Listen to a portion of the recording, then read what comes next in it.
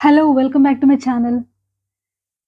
ఈ వీడియోలో 'would have had to' అన్న అడ్వాన్స్డ్ ఇంగ్లీష్ స్ట్రక్చర్‌ని ఎలా ఉపయోగించాలో తెలుసుకుందాం. సో, జనరల్లీ మనం హ్యావ్ టుని ఎలా ఉపయోగిస్తాం? చెయ్యాల్సిందే అని చెప్పే సందర్భంలో I have to go there.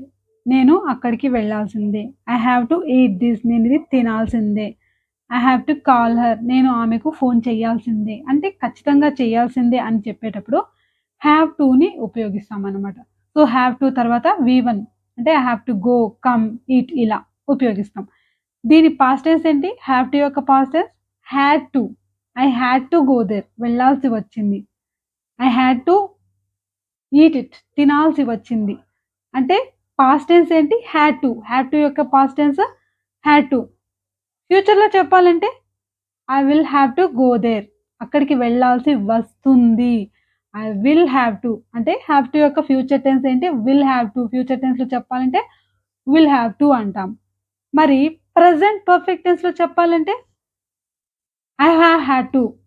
I have had to. She has had to. He has had to. I had to go there. అక్కడికి వెళ్ళాల్సొచ్చింది అంటాం.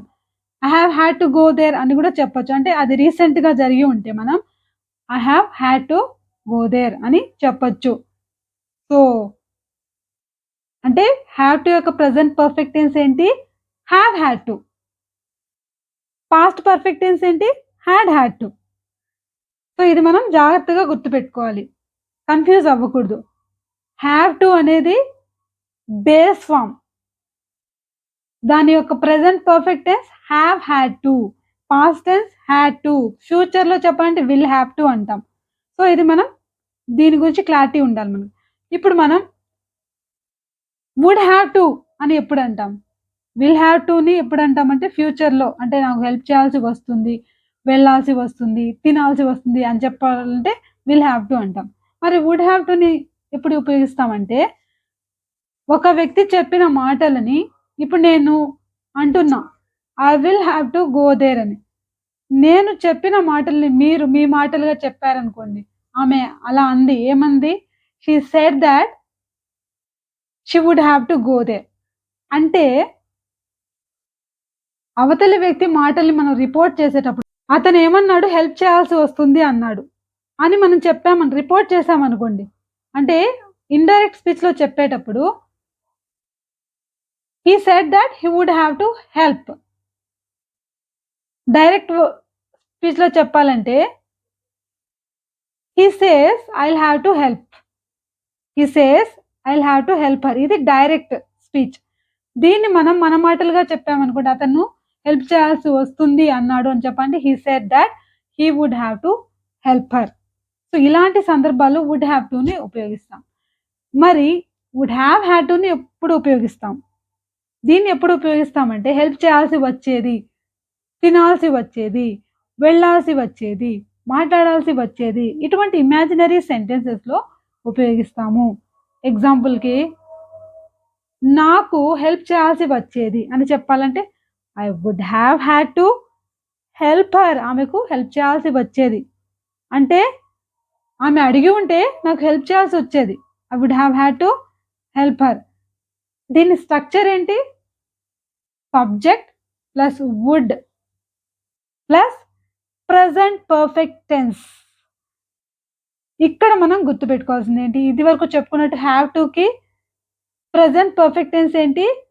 Have had to. So, I would have had to help. To infinitive తర్వాత మనం ఎప్పుడు గాని వి1నే ఉపయోగించాలి. కాబట్టి I would have had to help her. దీన్ని మనం పూర్తిగా ఒకవేళ ఆమె అడిగి ఉంటే నేను హెల్ప్ చేయాల్సి వచ్చేది అని చెప్పాలనుకోండి. అప్పుడు ఎలా చెప్పాలి?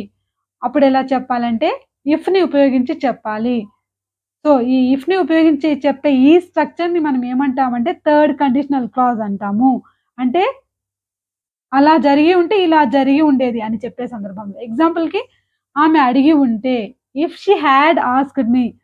దీని స్ట్రక్చర్ ఏంటంటే ఇక్కడ ఇఫ్ యొక్క సెంటెన్స్‌లో ఇఫ్‌కి సంబంధించిన పార్ట్‌లో ఇఫ్ తర్వాత నౌన్ కానీ, ప్రొనౌన్ కానీ షీ, హి తర్వాత ఏం చెప్పాలి? పాస్ట్ పర్ఫెక్ట్ టెన్స్‌ని ఉపయోగించాలి. పాస్ట్ పర్ఫెక్ట్ టెన్స్ అంటే had gone, had eaten, had asked ఇలాగా. If she had asked me I would have had to help చేయాల్సి వచ్చేది. అలా కాకుండా ఆమె నన్ను అడిగి ఉంటే హెల్ప్ చేసేవాడిని అని చెప్పాలనుకోండి. ఎలా చెప్పాలి? If she had asked me I would have helped her. So, ఇక్కడ మనం గమనిస్తే తేడా ఏంటంటే, మొదటి సెంటెన్స్‌కి, రెండవ సెంటెన్స్‌లో నేనేమంటున్నాను? హెల్ప్ చేసేవాడిని అని. సో, కాబట్టి ఇక్కడేంటి? I would have helped. So, would తర్వాత ఏం యూజ్ చేయాలి? ప్రెజెంట్ పర్ఫెక్ట్ అంటే హ్యావ్ హెల్ప్డ్. సబ్జెక్ట్ ఏదైనా ప్రెజెంట్ పర్ఫెక్ట్‌ని యూజ్ చేయాలి వుడ్ తర్వాత. అంటే హ్యావ్ హెల్ప్డ్.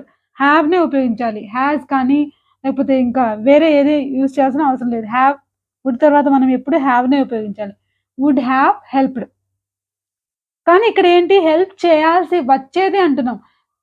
చేయాల్సి రావడం అని చెప్పే సందర్భంలో మనం హ్యావ్ టుని ఉపయోగిస్తాం కదా!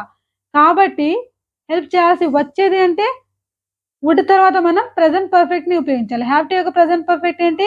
Have had to. So, I would have had to help her. If she had asked me, I would have had to help her. If she had asked me, I would have had to sing a song. పాట పాడాల్సి వచ్చేది. So, కొన్ని సందర్భాల్లో మనం చెప్తుంటాం. అతను పార్టీకి పిలవందే మంచిదైంది. లేకపోతే వెళ్ళాల్సి వచ్చేది. మనకు నచ్చని విషయాలు చెప్పేటప్పుడు వెళ్ళాల్సి వచ్చేది అంటుంటాం. అలా చెప్పడానికి if he had invited me, I would have had to attend the meeting. లేకపోతే I would have had to attend the party. వెళ్ళాల్సి వచ్చేది. వెళ్ళాల్సి రావడం అని చెప్పేటప్పుడు హ్యావ్ టుని ఉపయోగిస్తాం. సో, హ్యావ్ టు యొక్క ప్రెజెంట్ పర్ఫెక్ట్ టెన్స్ ఏంటి? Have had to. So, would తర్వాత మనం ప్రెజెంట్ పర్ఫెక్ట్ టెన్స్‌ని ఉపయోగించాలి కాబట్టి ఇమాజినరీ సెంటెన్సెస్‌లో ఏమనాలి? I would have had to attend. So, to తర్వాత వి1. So, if he had invited me, if తర్వాత మనం పాస్ట్ పర్ఫెక్ట్ టెన్స్‌ని ఉపయోగించాలి. ఒకవేళ అతను నన్ను పిలిచి ఉంటే అని చెప్పే సందర్భంలో if he had invited me అనాలి.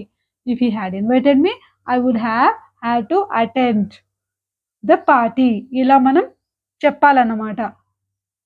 సో, మీకోసం ఒక క్వెషన్ అదేంటంటే,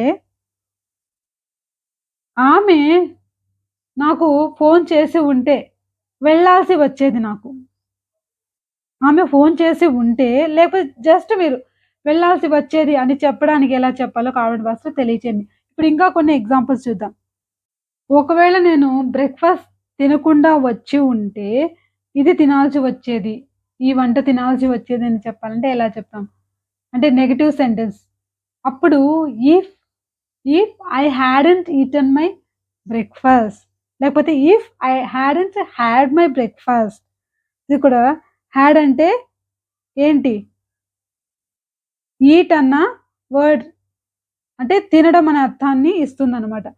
సో, ఆ కన్‌ఫ్యూజన్ ఎందుకనేసి మనం ఈట్ అని అనుకుందాం. If I hadn't eaten my breakfast I would have had to eat this. నాకిది తినాల్సి వచ్చేది. I would have had to eat this. లేకపోతే ఈట్ దిస్ ఫుడ్. సో, ఇలా మనం చెప్తామన్నమాట. ఇప్పుడు ఐ వుడ్ హ్యావ్ హ్యాడ్‌ని ఎలా ఉపయోగించాలో చూద్దాం. ఇక్కడ మనం ఒక క్లారిటీ తెచ్చుకోవాల్సింది ఏంటంటే, ఇక్కడ హ్యావ్ తర్వాత హ్యాడ్ అంటున్నాం. దాని అర్థం ఈటెన్ అని. సో, ఇది గుర్తుపెట్టుకోవాలన్నమాట. లేకపోతే ఇంకొక అర్థం కూడా ఉంది. నా దగ్గర ఉంది. ఉంది అని చెప్పడానికి కూడా మనం ఏం యూజ్ చేస్తాం? మెయిన్ వర్బ్‌గా have. I have a toy. I have a car ఇలా. సో, హ్యావ్ అంటే ఇక్కడ ఉంది అని. ఇప్పుడు ఈ స్ట్రక్చర్‌ని ఎలా ఉపయోగించాలో చూద్దాం. నేను పాస్ అయి ఉంటే లేకపోతే నేను మా క్లాస్ ఫస్ట్ వచ్చుంటే మా అమ్మ నాకు ఒక గిఫ్ట్ ఇస్తానంది. ఇప్పుడు ఆ గిఫ్ట్ నా దగ్గర ఉండేది అని మనం ఊహించుకుందాం. దానికి ఎలా చెప్పాలి? If I had topped my class అంటే నేను ఒకవేళ టాప్ చేసి ఉంటే అని చెప్పాలంటే ఎటువంటి స్ట్రక్చర్‌ని ఉపయోగించాలి? ఇఫ్ తర్వాత పాస్ట్ పర్ఫెక్ట్‌ని. If I had topped my class నా దగ్గర ఏముండేది? I would have had a toy by now. ఇప్పుడు నా దగ్గర ఒక బొమ్మ ఉండేది. I would have had a toy. అంటే అలా జరిగి ఉంటే ఇలా జరిగి ఉండేది అని ఊహించుకునే సందర్భంలో ఐ వుడ్ హ్యావ్ హ్యాడ్ అని చెప్పచ్చు. సో, ఇక్కడ హ్యాడ్ అంటే ఏంటి? నా దగ్గర ఉండేది అని చెప్పడానికి. నేను ఒకవేళ లంచ్ తినకుండా ఉండి ఉంటే, నేనిది తిని ఉండేవాడిని అని చెప్పాలనుకోండి ఎలా చెప్పాలి? ఎలా చెప్పాలంటే, ఇఫ్ ఐ హాడెంట్ లేకపోతే I hadn't eaten my lunch, I would have had this. లేకపోతే I would have had this food. ఇక్కడ హాడ్ అంటే తిని ఉండేవాడిని అనే అర్థంతో హాడ్ అంటున్నాం. సో, ఇక్కడ హాడ్ అంటే ఏంటి? ఇంతకుముందు సెంటెన్స్‌లో హాడ్ అంటే కలిగి ఉండడం. ఈ సెంటెన్స్‌లో హాడ్ అంటే తిని ఉండేవాడిని. I would have eaten this అని. సో, ఇలా అన్నమాట. హ్యాడ్ యొక్క ఉపయోగాలు రకరకాలుగా ఉంటాయి. కొన్ని సందర్భాల్లో నా దగ్గర ఉంది. కొన్ని సందర్భాల్లో నేను తిన్నాను. ఐ హాడ్ మై లంచ్ ఇలా యూజ్ చేస్తుంటాం. కాబట్టి if I hadn't eaten my lunch I would have had this. I would have had this అంటే I would have eaten this అని అర్థం. సో, అదన్నమాట. మీకు ఈ టాపిక్ గురించి ఇంకా ఏదైనా కన్‌ఫ్యూజన్ ఉంటే కామెంట్ చేయొచ్చు. మనం ఆల్రెడీ హ్యాడ్ గురించి ఒక వీడియో చేయడం జరిగింది కదా! ఆ వీడియోని కూడా డిస్క్రిప్షన్ బాక్స్‌లో నేను పెట్టడం జరిగింది. మీకు కావాలనుకుంటే ఆ వీడియో చూస్తే ఇంకా క్లారిటీగా మీకు అర్థమవుతుంది ఈ వీడియో గురించి. కాబట్టి వెళ్లి చూడండి. ఈ వీడియో నచ్చితే లైక్ చేయండి, షేర్ చేయండి, సబ్స్క్రైబ్ చేయండి. Thanks for watching.